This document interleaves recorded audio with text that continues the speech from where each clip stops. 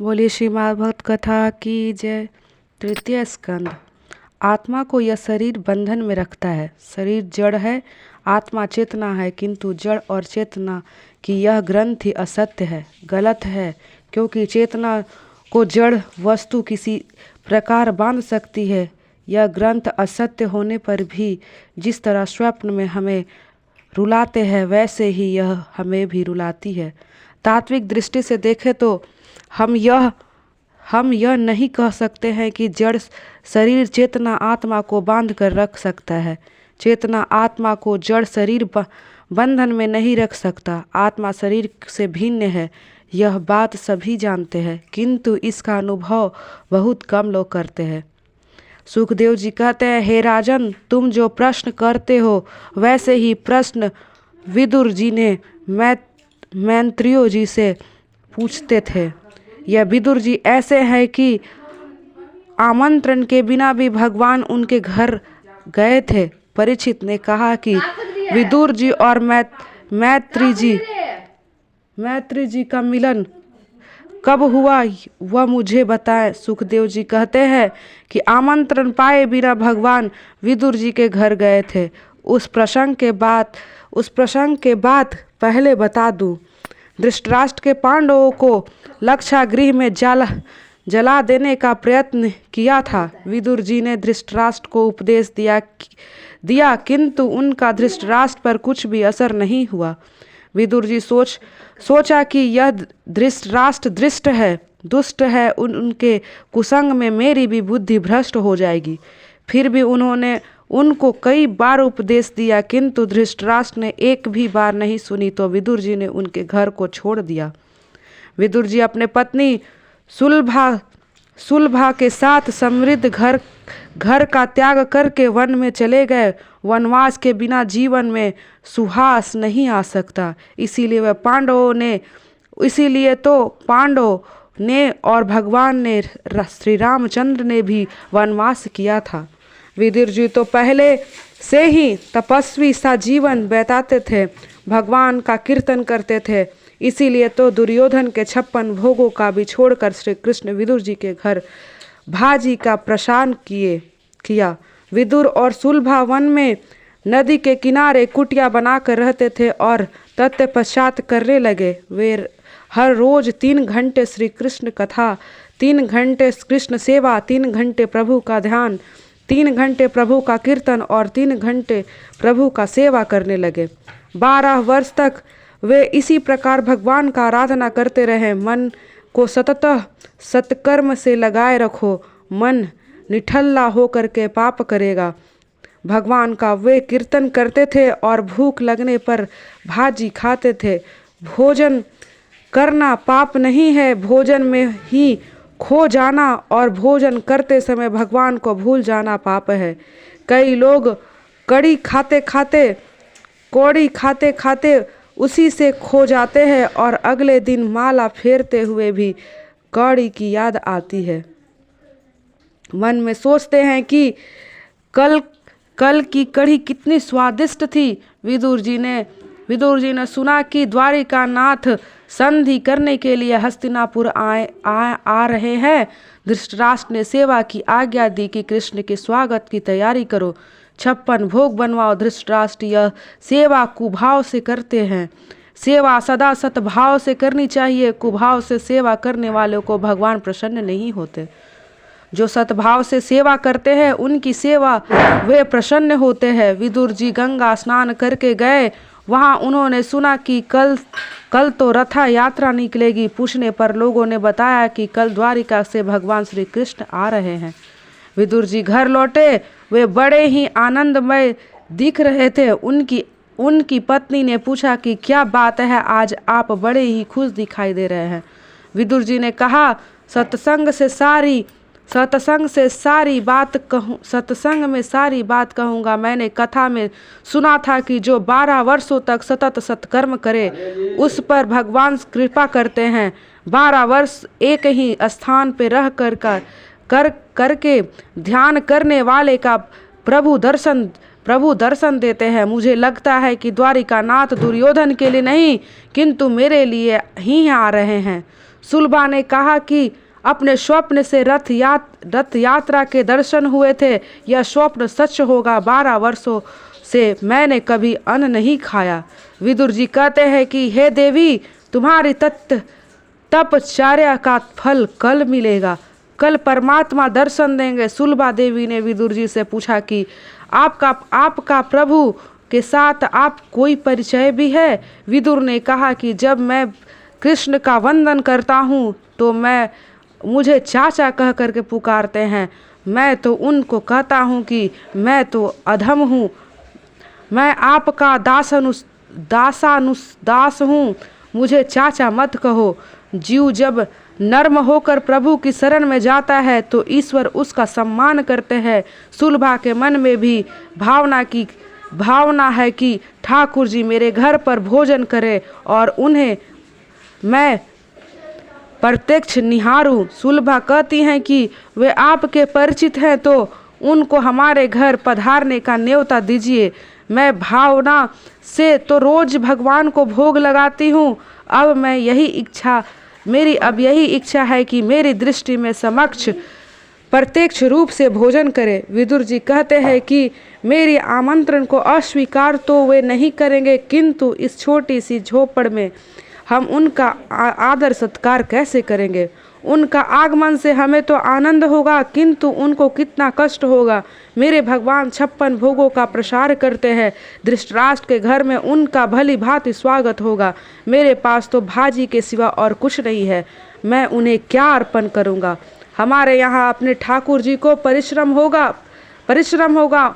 अपने सुख के लिए मैं भगवान को जरा सा भी कष्ट नहीं देना चाहता। यही पुष्टि भक्ति है। सुलभा ने कहा कि मेरे घर में चाहे दूसरे कुछ भी चीज भले ही ना हो, किंतु मेरे हृदय में प्रभु के लिए अपार प्रेम है। वह प्रेम ही मेरे तो भगवान के चरणों में समर्पित कर दूंगी। हम तो भाजी खाते हैं, वही मैं ठाकुर जी को प्रेम से खिलाऊंगी। जीव को सुधारने पर जीवन की सुधरता नहीं है और जीव को बिगड़ने पर जीवन की बिगड़ता भी नहीं है। सीधा सादा भोजन करने से जीवन शुद्ध होना चाहिए। यदि आहार सादगीपूर्ण और शुद्ध होगा तो शरीर में सात्विक गुण और वृद्धि होगी। सतगुण के भाव बढ़ने हैं और सहन शक्ति भी बढ़ेगी और अंत में बुद्धि स्थिर होगी। आहार शुद्धो सत्य शुद्धो ध्रुव स्मृति अर्थात अतः विदुर जी की भली भांति अतिशय सादगी भरा जीवन जियो। जिसका जीवन सीधा साधा रहता है उसको अवश्य साधु बनेगा। सुलभा ने कहा कि मैं गरीब हूँ तो क्या हुआ? गरीब होना कोई अपराध तो नहीं है क्या? आपने कथा में कई बार कहा है कि प्रभु प्यार के भूखे हैं। भगवान गरीब के अधिक प्यार करते हैं। विदुर जी ने कहा, भगवान राजप्रसाद में जाएंगे तो वहाँ सुख से रहेंगे, मेरे घर में तो उनको बहुत कष्ट होगा, इसीलिए मैं भगवान को यहाँ लाना नहीं चाहता। देवी, हमारे अंदर कुछ पाप अभी बाकी है। मैं तुम्हें कल श्री कृष्ण के दर्शन करवाने के लिए ले जाऊंगा, किंतु ठाकुर जी अपने घर आए ऐसा आशा अभी मत करो। वे बाद में कभी हमारे यहाँ आएंगे अवश्य, पर कल नहीं। वैष्णव इस आशा के सहारे ही जीता है कि मेरे प्रभु आज नहीं तो 5-10 वर्ष बाद कभी तो आएंगे, और नहीं तो कम से कम मेरे जीवन के अंत काल में तो वो आएंगे। सुलभा सोचती है कि पति संकोचवश आमंत्रण नहीं दे रहे हैं, किंतु मैं तो मन से आमंत्रित करूंगी। अगले दिन विदुर और सुलभा बालकृष्ण के सेवा करते हैं। बालकृष्ण की स्मृति कर रहे थे। विदुर जी और सुलभा भगवान से प्रार्थना करते हैं। रथ यात्रा के समय मार्ग में इकट्ठे हुए ब्राह्मण वृंदों के द्वारा ही कई स्तुति को सुनकर हर कदम के साथ जो द्रवित हो रहे थे वे दया के सागर है। अखिल ब्रह्मांड के बंधु और समुद्र पर कृपा करने वाले करके हेतु उनके तट पर निवास करने वाले श्री जगन्नाथ स्वामी सदा मेरे नेत्रों के सम्मुख रहें। हम हमेशा रथरूढ़ द्वारिका के दर्शन करो। भगवान रथ पे बैठकर जा रहे थे। जब तक जीव शुद्ध नहीं होता तब तक परमात्मा उसके आँख नहीं मिलाते हैं, और जब 4 आँखें एक ना हो तो एक दर्शन के आनंद नहीं मिलता। विदुर और सुलभा भी रथ देख रहे थे। दूर से सोचते हैं कि मेरी ऐसी तो पात्रता नहीं है कि भगवान मेरे घर आए, किंतु क्या एक नज़र मुझे देखेंगे तक नहीं। मैं पापी हूँ, किंतु मेरे भगवान तो पापी के उद्धारक हैं, पतित पावन है, उनके लिए तो मैंने कभी भी विषय का त्याग कर दिया है। नाथ, आपके लिए मैंने क्या क्या ना सहा, 12 वर्षों तक मैंने अन्न नहीं खाया, क्या भगवान मेरी और एक दृष्टि भी नहीं करेंगे? कृपा कीजिए, हजारों जन्मों से मैं आपसे जुदा रहा हूँ, पर आज आपकी शरण में आया हूँ। लोगों के भीड़ में भी रथ आगे बढ़ रहा था, प्रभु की आंखें तो नीचे की ओर देख रही थी। विदुर सुलभा के दर्शन किए श्री कृष्ण ने भी विदुर चाचा को देखा। विदुर कृतार्थ हो गए और चलो मेरी ओर तो भगवान ने दृष्टि की। भगवान का दिल तो भर आया, दृष्टि प्रेम से आर्द्र हो गई। भगवान सोचा कि मेरे विदुर ना जाने कब से मेरी प्रतीक्षा कर रहा है। सुलभा को लगा कि मेरे प्रभु मेरी ओर देखकर ही हंस रहे थे। मेरे प्रभु मेरी ओर देखा। भगवान जानते थे कि मैं विदुर की पत्नी हूँ और इसीलिए उन्होंने मुझ पर दृष्टिपात किया। प्रभु ने दृष्टि से ही विदुर जी से कहा कि मैं आपके घर जाऊंगा, किंतु अति आनंद में डूबी हुई सुलभा विदुर जी भगवान का संकेत समझ ना पाए। श्री कृष्ण हस्तिनापुर गए। वहां धृतराष्ट्र और दुर्योधन प्रभु के स्वागत के लिए 1 महीने से तैयारी कर रहे थे। प्रभु का आगमन हुआ। प्रभु धृतराष्ट्र दुर्योधन को बताया कि मैं द्वारिका के राजा की हैसियत से नहीं अपितु पांडवों का दूत बनकर आया हूँ। पांडवों का नाम सुनते ही दुर्योधन ने भगवान का अपमान कर दिया। धृतराष्ट्र दुर्योधन ने भगवान का अपमान करते हुए कहा कि भीख मांगने से राज्य नहीं मिलता, सुई की नोक रखी जा सके उतनी भी मैं भूमि नहीं दूंगा, मैं पांडवों को नहीं दूंगा, मैं युद्ध के लिए तैयार हूँ। उनसे श्री कृष्ण ने एक न मानी। संधि करने का प्रयत्न श्री कृष्ण ने सफल ना हो सका। धृतराष्ट्र ने भगवान से कहा कि इन भाइयों का झगड़े में आप दूर ही रहो, आपके लिए 56 भोग तैयार है, आराम से भोजन करो। श्री कृष्ण ने कहा कि तुम्हारे घर का अन्न खाने से तो मेरी और बुद्धि भ्रष्ट हो जाएगी। पापी के घर का अन्न खाने से किसी की भी व्यक्ति की बुद्धि भ्रष्ट हो जाती है। 56 प्रकार की खाद्य वस्तुएं भगवान के लिए तैयार की गई थी, किंतु फिर भी उन्होंने खाने से इनकार कर दिया। अन्य राजाओं की आशा की कृष्ण उनके घर भोजन करेंगे, किंतु कृष्ण ना तो उनके घर गए, सभी ब्राह्मणों को भी निराश कर दिया। द्रोणाचार्य ने तब पूछा कि आप सभी के आमंत्रण से इनकार कर रहे हैं तो फिर कहाँ जाएंगे? भोजन का समय हो गया, कहीं ना कहीं भोजन तो करना ही पड़ेगा। यदि दुर्योधन ने यहाँ भोजन करने में आपको कोई ऐतराज है तो आप मेरे घर चलिए। भगवान ने उनसे भी इनकार कर दिया और कहा कि मेरा एक भक्त गंगा किनारे रहता है, मैं उसी के घर जाऊंगा। द्रोणाचार्य समझ गए कि हम वेद शास्त्र संपन्न ब्राह्मण आज हार गए। धन्य है विदुर जी। भगवान ने सोचा कि विदुर जी दीर्घकाल से मेरी प्रतीक्षा कर रहे हैं, मैं आज उनके पास चला जाऊंगा। इस तरह विदुर जी सोच रहे थे कि मैं अभी तक अपात्र ही रह गया हूँ, अतः भगवान मेरे घर नहीं आए। आज सुलभा का हृदय भी बड़ी ही कृतार्थ था और आर्द्रता से सेवा कर रहा था। वह भगवान की प्रार्थना कर रही थी, मैंने आपके लिए स्वरसता का त्याग कर दिया है, फिर भी आप नहीं आ रहे हैं। गोपियाँ सच कहती हैं कि कन्हैया के पीछे जो लग जाता है उसी को वह रुलाता है। आपके लिए मैंने संसार सुख का त्याग किया है, सुरथा आपके चरणों में रख दिया है, फिर भी आप मेरे घर आपका आगमन क्यों नहीं हो रहा है? कीर्तन भक्ति श्री कृष्ण की अति प्रिय है। सूरदास जी भजन करते हैं कि श्री कृष्ण आकर उनके हाथ से ना तो बुरा देते हैं। सूरदास जी कीर्तन करते हुए कन्हैया सुनता है, नह वास्मी वैकुंठ योगिनी हृदयनाच मद भावना यत्र गायत्री तृष्टामी नारद। अर्थात भगवान नारद से कहते हैं कि ना तो मेरा वैकुंठ में वास है और ना ही मेरा योगियों के हृदय में। मैं तो वहीं रहता हूँ जहाँ मेरे भक्त प्रेम से आर्द्र होकर मेरी कीर्तन करता है। झोपड़ी में विदुर जी सुलभा भक्ति से नाम का कीर्तन करते रहते हैं, किंतु वे नहीं जानते थे कि जिनका कीर्तन कर रहे हैं वो आज साक्षात उनके द्वार पर खड़ा है।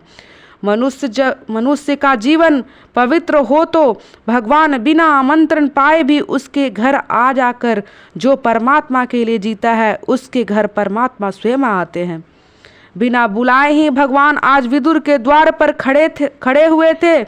बाहर प्रतीक्षा करते हुए 2 घंटे निकल गई। कड़ी धूप लग रही थी। भगवान सोच रहे थे कि इनका कीर्तन कब समाप्त होगा। विदुर सुलभा का जीवन तो प्रभु के लिए ही था। अंत में व्याकुल होकर श्री कृष्ण ने झोपड़ी का द्वार खटखटाया और कहा, चाचा जी मैं आ गया हूँ। कीर्तन करो तो ऐसा करो कि भगवान स्वयं आकर तुम्हारे घर पर द्वार पर खटखटाए। विदुर जी ने कहा, देवी द्वारिका नाथ आए हैं। ऐसा लगता है द्वार खोलने पे चतुर्भुज नारायण के दर्शन हुए हैं। अति हर्ष से आवेश में विदुर सुलभा आसन तक दे सके तो प्रभु के स्वयं अपने हाथों से दरभाषण बिछा लिया और विदुर जी ने भी हाथ पकड़कर कह पास में बिठा लिया। भगवान ने कहा कि मैं भूखा हूँ, मुझे कुछ खाना दो। भक्ति इतनी आसक्त थी कि वह निष्काम भगवान को भी सकाम बना देती है। वैसे तो भगवान को भूख नहीं लगती, किंतु भक्त के कारण ही उन्हें भूख की इच्छा, खाने की इच्छा होती है।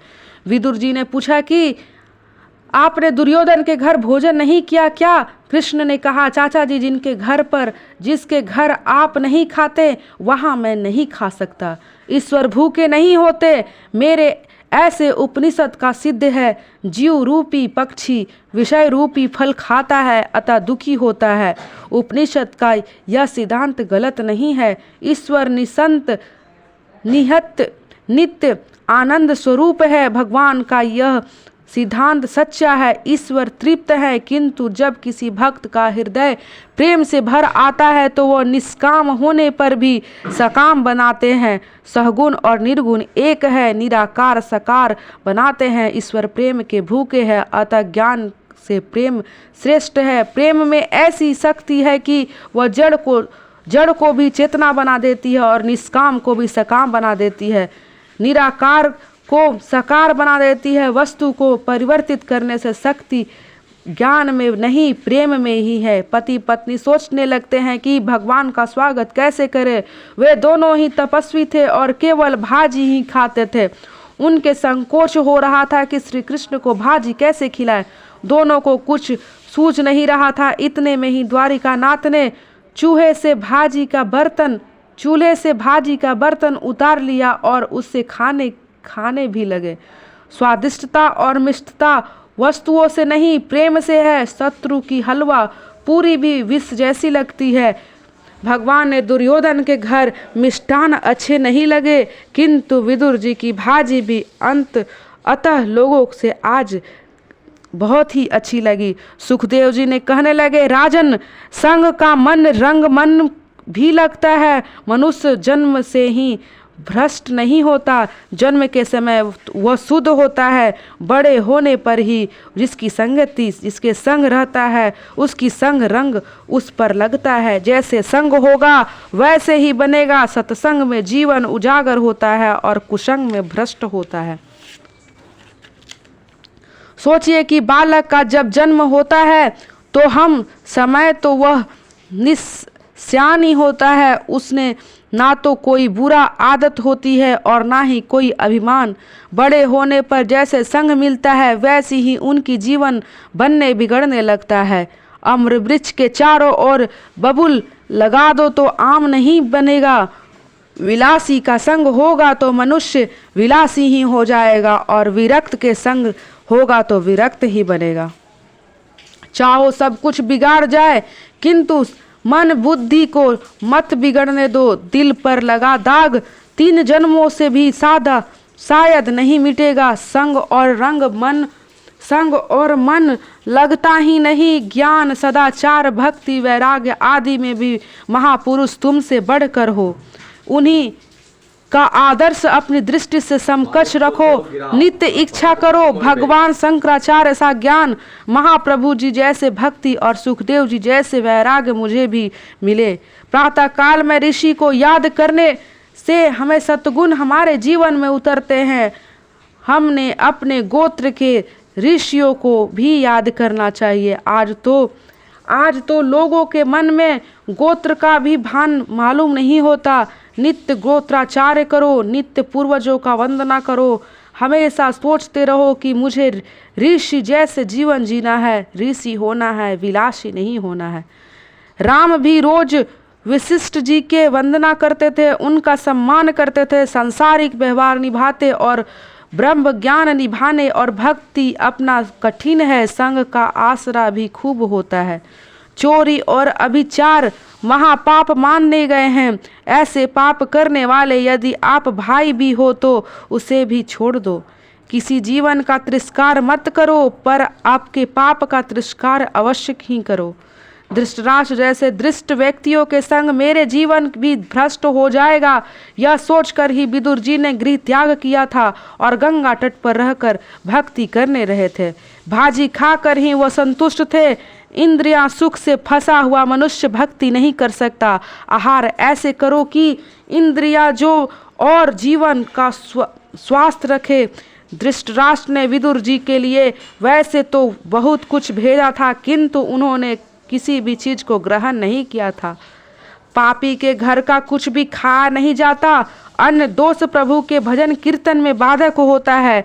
भगवान जब कृपा करते हैं, धन संपत्ति नहीं देते, किंतु सच्चे साधु का सत्संग करवा देते हैं। सत्संग ईश्वर कृपा से ही प्राप्त होता है, किंतु कुसंग में ना रहना तो अपने हाथों का बात है, अपने बस की ही बात है।